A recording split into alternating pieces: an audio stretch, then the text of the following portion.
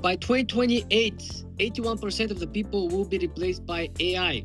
Number one reason why people struggle to build wealth is that they don't understand the time value, which is part of the financial engineering theory. The time value is the basis. So the time value of money is important because essentially means that $1 today will be worth more if you invest the $1 today versus having the $1 tomorrow. For two simple reasons. First of all, if you have the dollar today, you can take a position, make a decision, and invest the dollar. The dollar can start compounding, start appreciate, and essentially start benefiting from the appreciation of the asset that was allocated towards. The second point why $1 today worth more than $1 tomorrow, if it has been given to you, is the inflation. Every single day, the dollar in form of a cash is essentially losing value. It's losing buying power. So effectively, if you want to purchase these sunglasses, right, you like this pair of sunglasses, you kind of wait for discount or for promotion or for certain sale. Let's say the retail price of these sunglasses this year in 2026 is, let's say, $250. And you wait for promotion and you don't see the promotion, or when the promotion actually is running, you don't have money to buy them. You wait and it's next year, it's 2027. The retail price of these sunglasses could be $300. Okay, so the retail price is essentially going up, and even if you get some deal, some discount, you're still gonna be paying more if you purchase the glasses back in 2026. What effectively actually happened, I can give you also another example. I bought this watch during the summer. That's Omega Swatch 1965, just a random purchase, and I haven't looked at it. Last week I was planning to sell the watch because I don't really use it, and I look at on the site of Swatch, the price is already up. It's like $50. So the inflation, this is a real example, has played out. This is not a limited edition watch, right? You cannot buy it online, right? You have to sneak and wait on the lines in the stores, in the retail locations. Still, it's not a limited edition. So if the watch value appreciate without the watch being effectively more valuable from the summer I purchased it, this is your example of how the time value of the money is very, very important. So because I purchased this watch during the summer, instead of having the $300, I bought the watch. So if I waited now with the $300, my $300 could be worth $280, $285. This is what this $300 could buy right now, because the prices are even higher than the summer. If you go and try to buy the grocery and you fill up your basket or your cart with the same groceries, I bet you will not be able to fill the same amount or same type of groceries.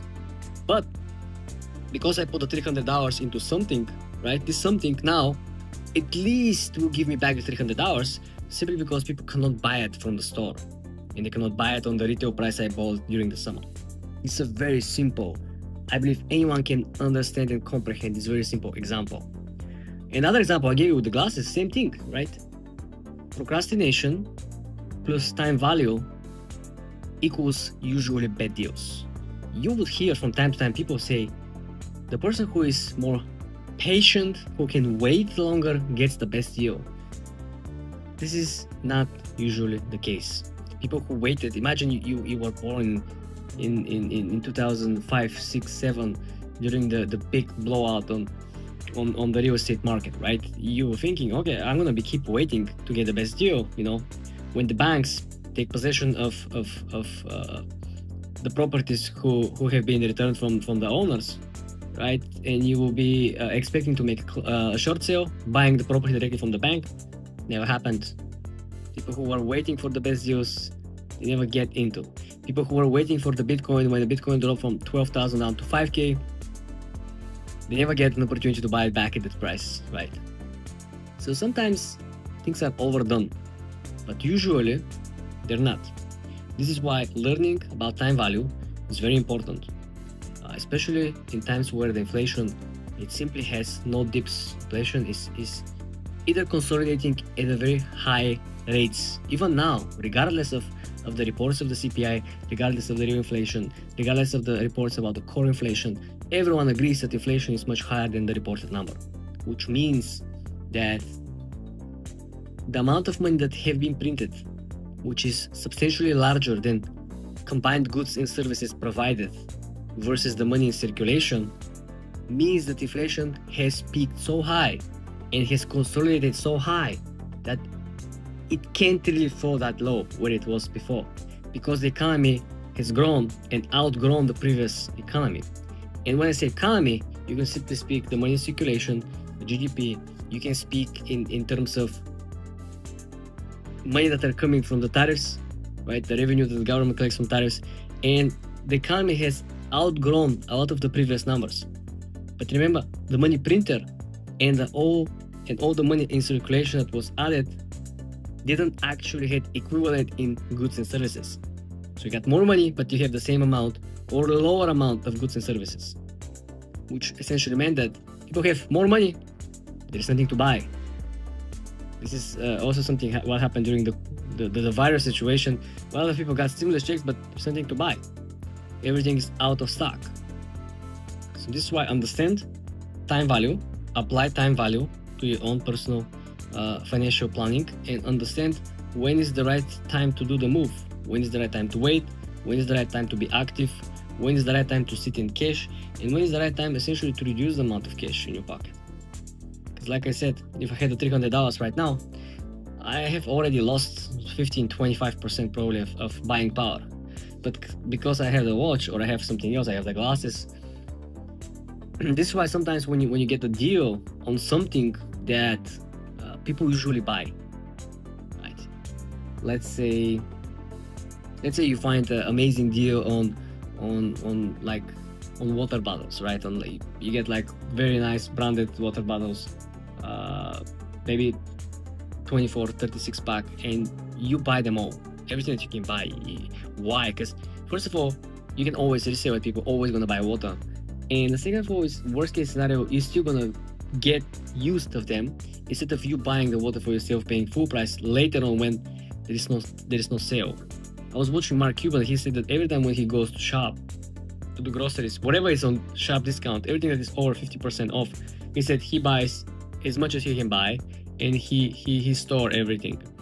And they asked him, but why? You're so rich. He said that's effective savings. If you can buy something in the very moment that you would usually buy throughout the year, and it's 50% off, you effectively save 50%. Why wouldn't you buy it? This is again a billionaire's mindset. It's not we try to be cheap, we try to be stingy, we try to play the game. No, it's the numbers. At the end of the day, if you save $5, you essentially have $5 more in your pocket.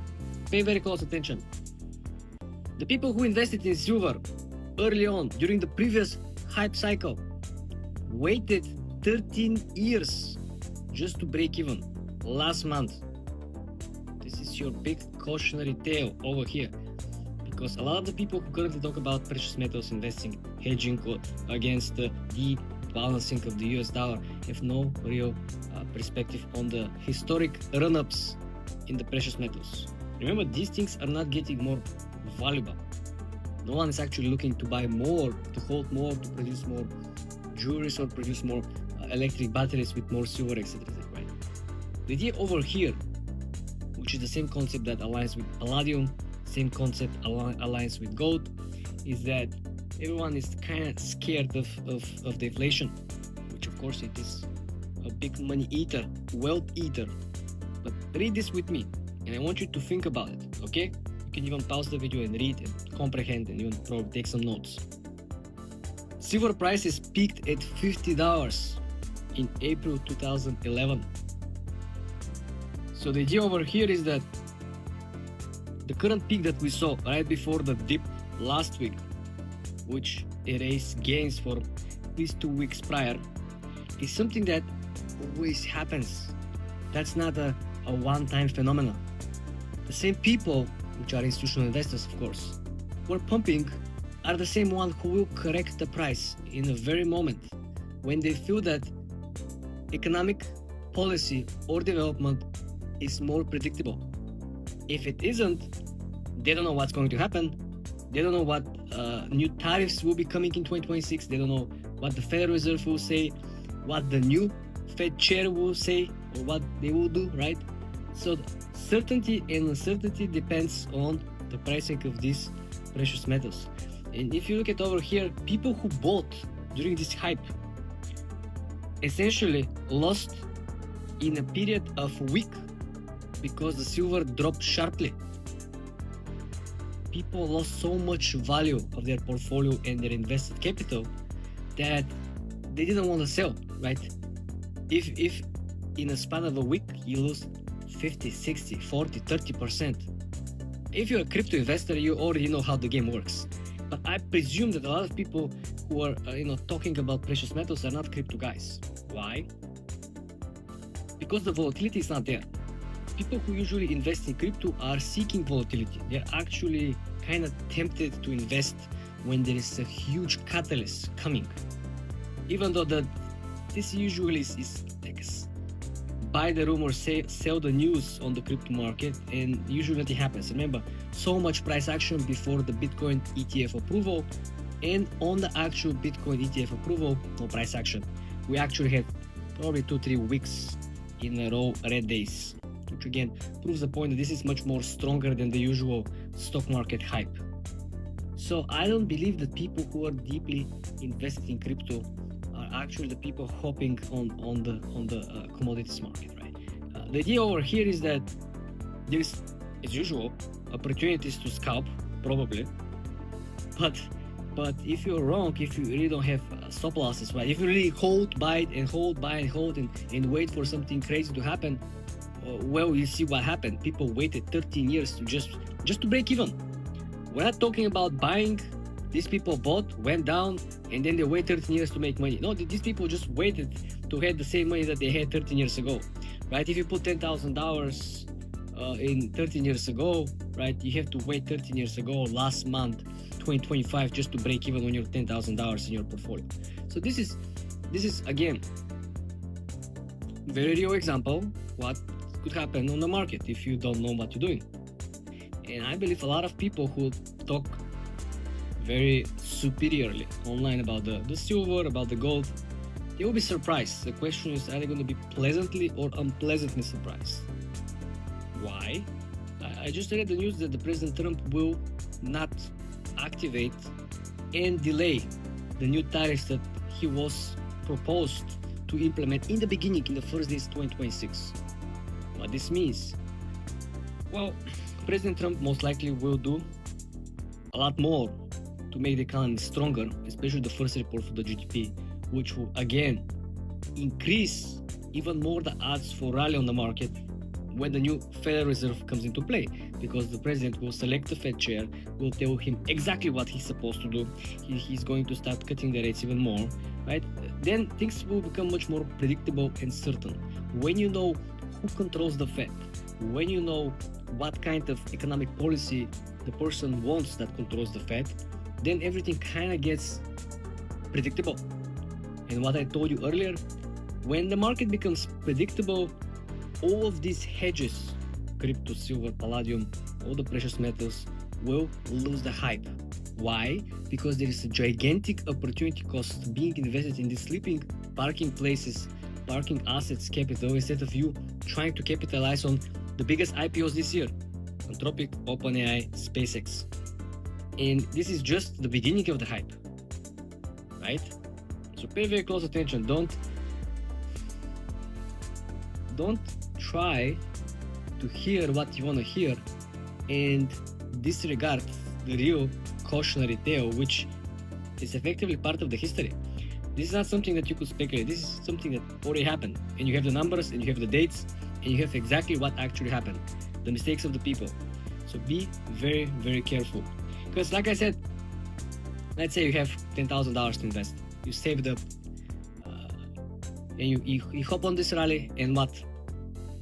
You're gonna stay on your stop losses for weeks until you hope some of this to recover? No. Not to mention, I don't really believe that a lot of the people who are hyping up or trying to, probably swing trade some of these are using stop losses, which exposing them to even greater losses. Which again, be always very, very careful. I don't care who said what, right? I may like Ray Dalio. I might completely follow his trading or investing strategy early on, But the recent things that he sees on the market, I don't completely agree with him. And that's okay, right? Because I have my own thesis on the markets. So like I said, the same thing for the crypto. Many successful market investors didn't see the crypto being a thing. Remember, we had Jamie Dimon, didn't believe in crypto, didn't believe in Bitcoin.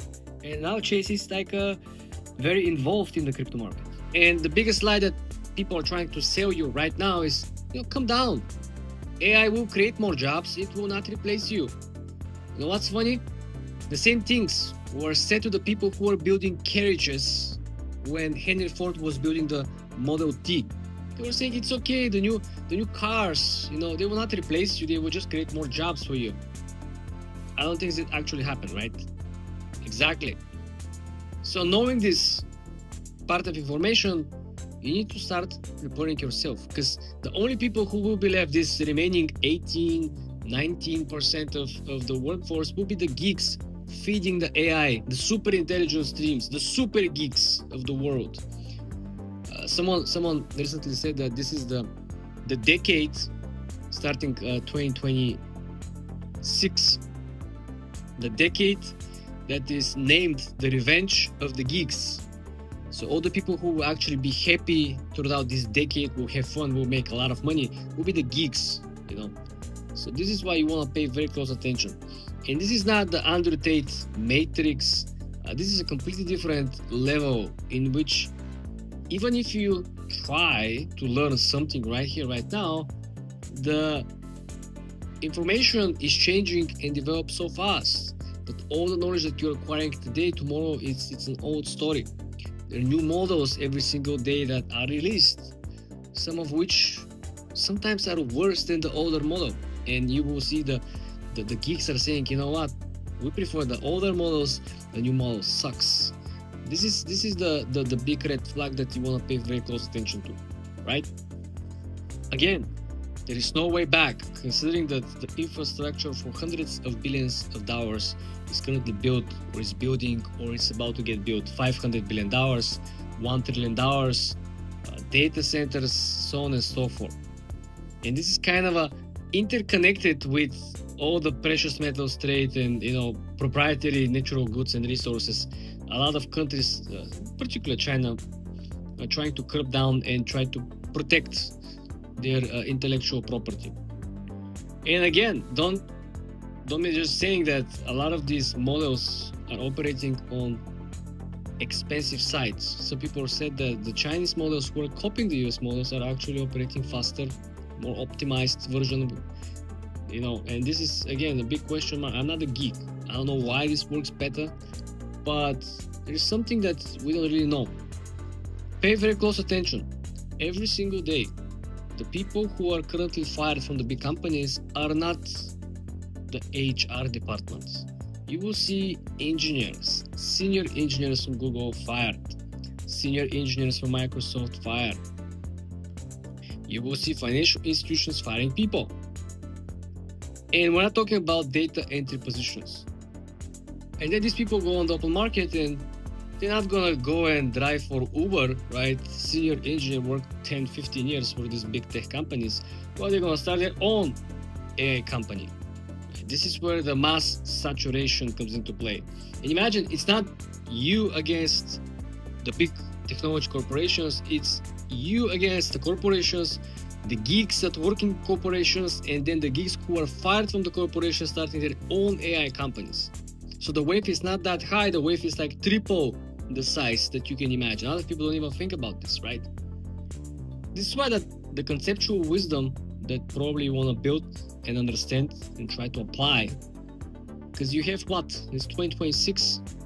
You have 2 years, brothers and sisters. You have 24 months to find something out that will be able to kind of put you on the side. Sure, there will be areas of business, domains of life where the AI will simply not going to be able to evolve that fast. The barber will still be out there, right?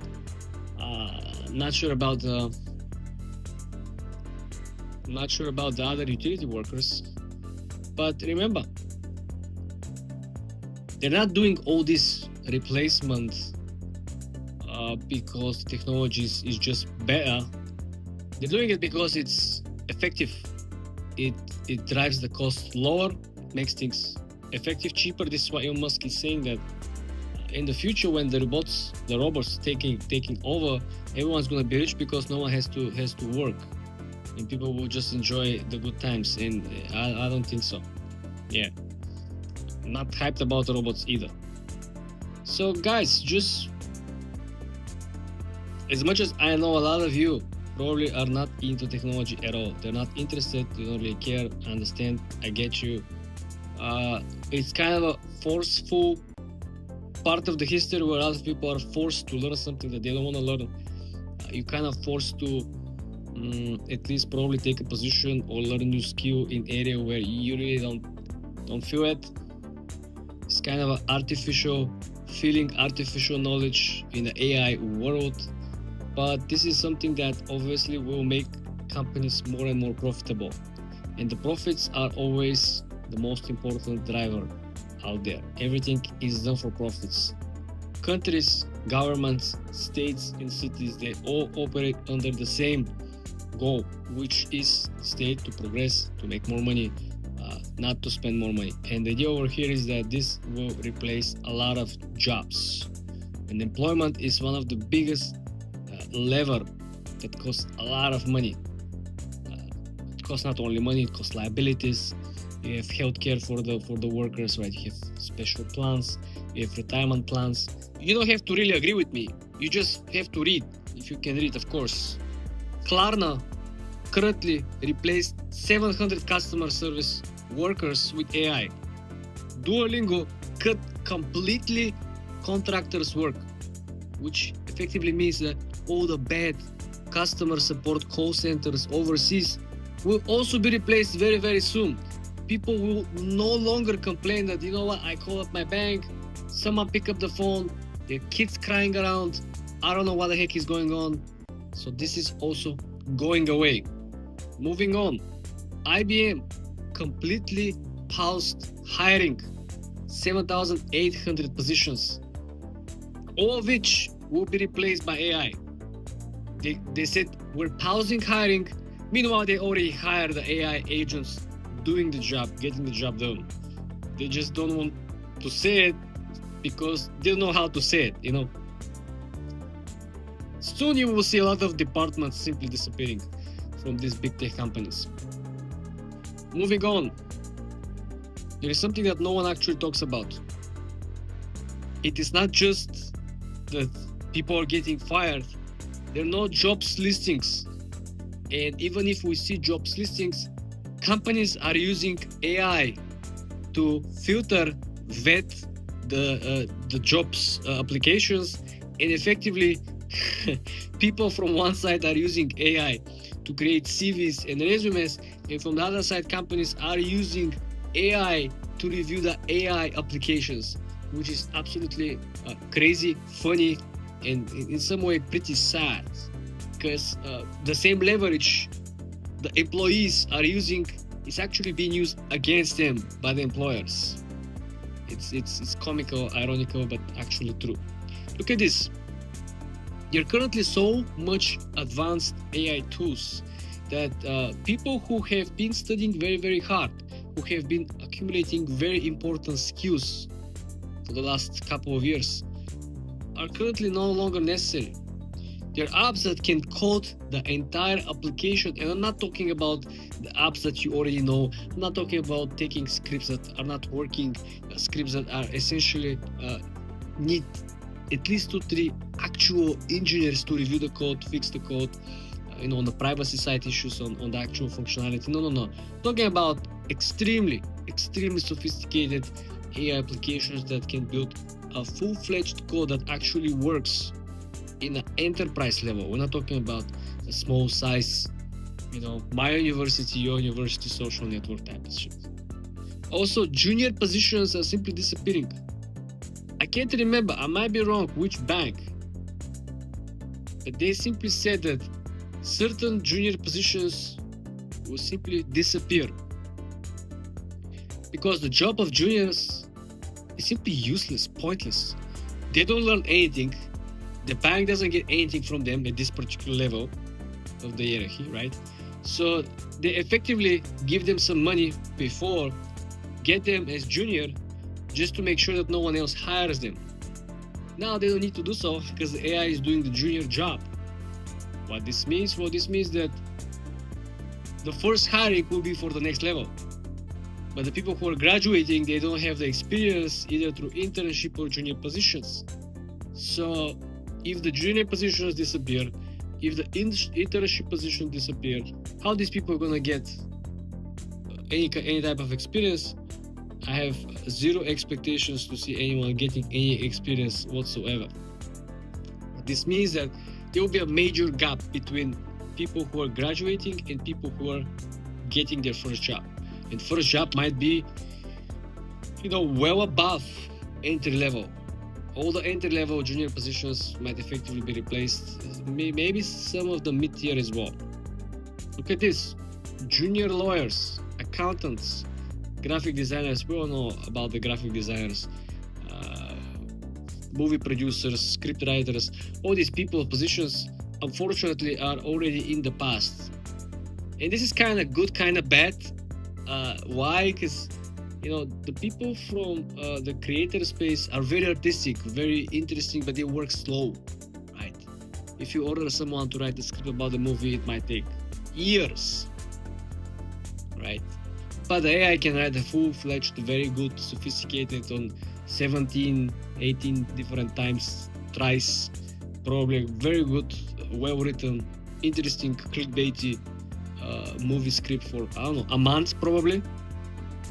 Which speed always is a good thing. Now you can see even the real estate development projects are building so fast. Especially I see here in the city, I see a project begins maybe in August or July. Now it's already fully ready for tenants. It's unbelievable. It's like 5-6 months. You have a 50-60 story building, complete, ready, everything. Outside you have the windows, you have the entrance, you have everything, the foyer. It's crazy how fast these people are actually building. I don't know, is this in some way AI help to speed up the process? Maybe the architects using AI, I don't know. There's some architect, someone in the industry. I will be very interesting to read more about this. But that's the actual numbers. What else is happening? We're seeing that a lot of managerial positions also will be forced to get some pay cuts. Why? Well, the managerial positions are usually paid a lot for taking on large or strong responsibility.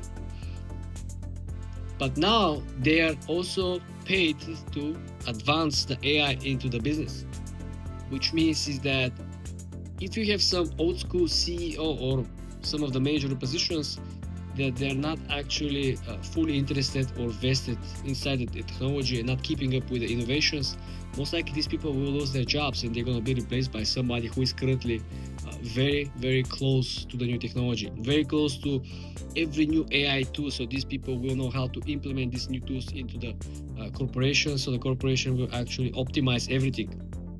I'm not biased. I don't own corporations. I'm just saying and using logic how the businesses will operate. You don't really think that the big board of directors, especially the public companies, will not put pressure on the current CEOs? They already push the corner.